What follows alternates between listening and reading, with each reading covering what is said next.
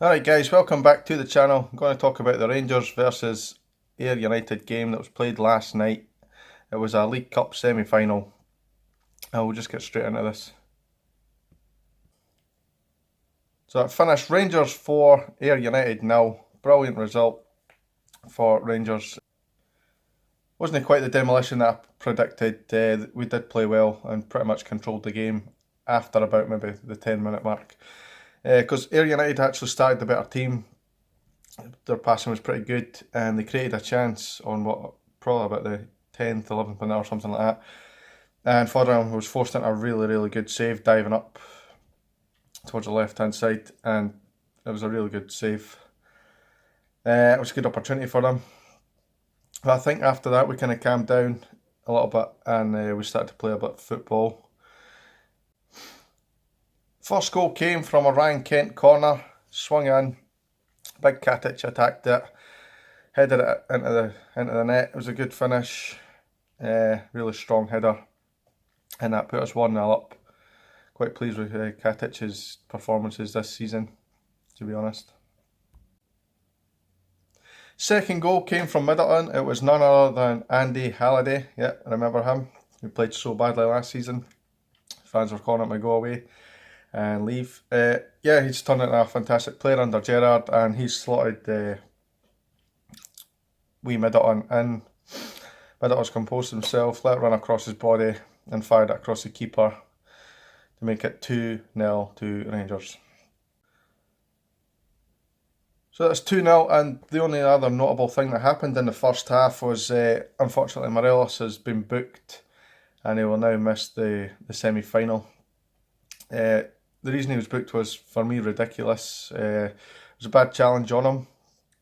It should have been a yellow card to the Ayr United player. And Morelos, being Morelos, has reacted, threw his hands up in the air like most foreigners do. And he's been booked for back-chatting. I don't know how he can get booked for back-chatting, when he doesn't speak a word of English. For me, that makes no sense. I know he's obviously using his hands and all this kind of thing, gesturing, but for me, it was never a yellow card, and now we're going to miss a really important player for the next round, which I'll probably go into a bit later in the video. So into the second half, and this is actually where I only started watching the game. Obviously, I've seen bits and pieces of the first half, and I've asked people about it. People have said things on Twitter and stuff like that, which is how I've kind of got my information. But this is first hand. I watched the game. Obviously, I was at work yesterday, got away early, and I watched the second half, and we played really well. I thought our passing was really good. Kent going forward was excellent. Jari in the midfield controlled things so well. Halliday on the ball was brilliant.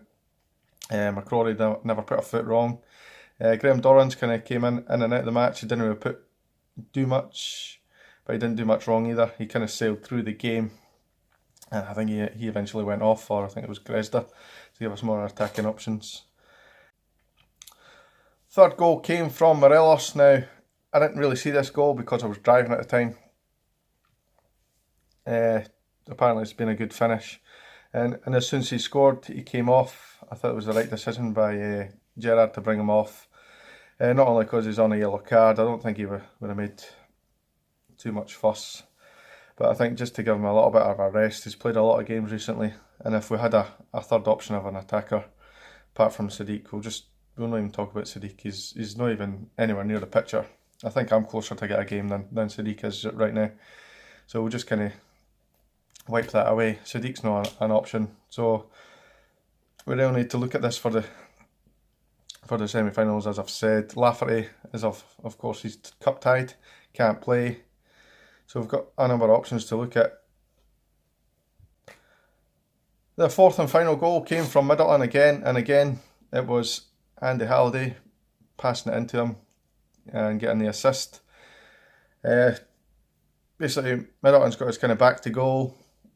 Halliday plays it in, takes a touch to get away from the defender, and a pretty similar finish for the first one. So it was a great finish from him. Great all-round display from him as well, from Middleton. and he was really, really unlucky a little bit later on not to get a hat-trick. Ball came to him, and I think he snatched it a little bit. I think he probably seen the headlines in the papers the next game day with that one, which would have been a hat-trick. Disappointing, but he still played well after that. He still wanted the ball, which is great, and a lot of our players were the same. Kent, Grezda, when he came on, showed little flashes of what he can do. He's not quite fit enough in terms of match fitness and match sharpness, but he'll get there. And I just generally think overall we played fantastic football. Really, really pleasing performance. Obviously, I would have liked to go for a jugular, get a couple of more goals. To be fair though, cup football isn't really like that. It's not like the league when it could come kind of goal difference and all that kind of thing, where you don't want to concede, you want to score as many as you can. For me, cup football is just about getting through to the next round, and we've done that in a professional We've done that in a professional manner, thanks to the manager. That's what my thought process was there. Yeah, really, really pleasing. So to help with these videos, I'm trying to get to grips with Twitter. I've been on Twitter for God knows how long, a good couple of years, and I've never really fully used it and utilised it. And I've seen other YouTubers doing it, so I'm going to try and do that as much as I can. So bearing in mind I've not got a lot of followers, but I did put a poll up on Twitter for the man of the match. Put Glenn Middleton, Ryan Kent and other, and here are the results.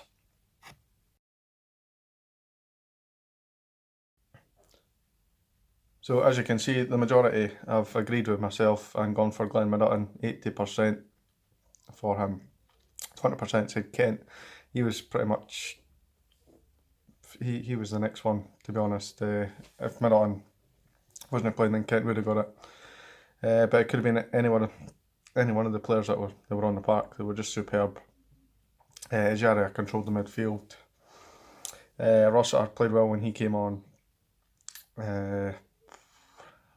We Stephen Kelly, it was good to see him coming on from our youth team. Got a chance on the bench and he got about maybe 20 minutes. He didn't do a lot, to be honest. He made a couple of good tackles, a couple of decent passes, gave the ball away a couple of times as well, but in general he played really, really well. So I'm pleased with that. So that's us now into the semi-final. I don't know if you've seen the draw, but we've been drawn with Aberdeen. Hearts are playing Celtic. Now the thing is, we're meant to be playing this on the 27th and the 28th of October. The 27th is a Saturday, so we're not really sure what's going to happen with that, whether, because obviously we're both in Europe, we could be asked to play both on the Sunday, which is, they won't let the two games be played at Hampden. So what they'll probably do, I've seen quite a few people sharing this and stuff, is play one of the games at Murrayfield. Now that's interesting to me. I thought Murrayfield was the better venue.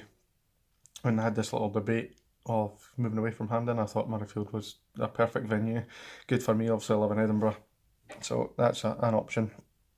I really hope that it's in Murrayfield, to be honest. It'd be good interest for the city, and I could probably try and get tickets and go up. It'd be easier for me. Now I mentioned Sadiq earlier in his post-match comments. Yeah, Gerrard was asked if Sadiq would be the man to lead them in the semi-final with no Morelos and no Lafferty.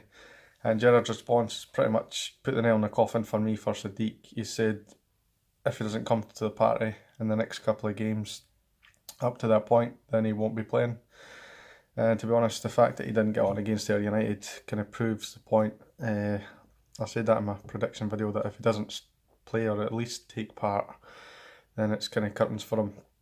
And it looks to be the case. I think he'll be going back to Roma in January. I think that's probably the best. He's not really made an impact. He looks quite quick, but apparently I've heard that his attitude isn't that great. And maybe that's what's holding him back, I don't know. But the times I have seen him in a Rangers shirt, he looks, for me, like Bambi on ice. He just doesn't look like he's in control of the ball whatsoever. And despite his pace, he doesn't look like he can finish either. So he's not going to be a lot of use to us. I'd rather have one of the youth players come in and do a job for us than him come in. So we'll see what Gerrard wants to do with that. For me, I would probably play Candace up front and have like Kent, Gresda, Middleton as the three behind them to support them. Or maybe even somebody like Dorrans or Arfield supporting as well. There are a number of options there, and obviously you can bring youth players, as I said, into it. So we'll see how he goes with that. So that's pretty much the video done, guys. Thanks for taking the time to watch it. Please put a comment down below, tell me what you thought, who you thought was man of the match. Keep getting involved on Twitter as well. It's John Allen at JP Urban Youth. If you can find it in the link. It might not give you a direct link, but you can copy and paste it and you'll be able to find me on Twitter, no problem. Keep in touch. So thanks for watching, guys. Mind and subscribe if you haven't already done that, and keep this channel growing. Cheers, thanks for watching. See you in the next one.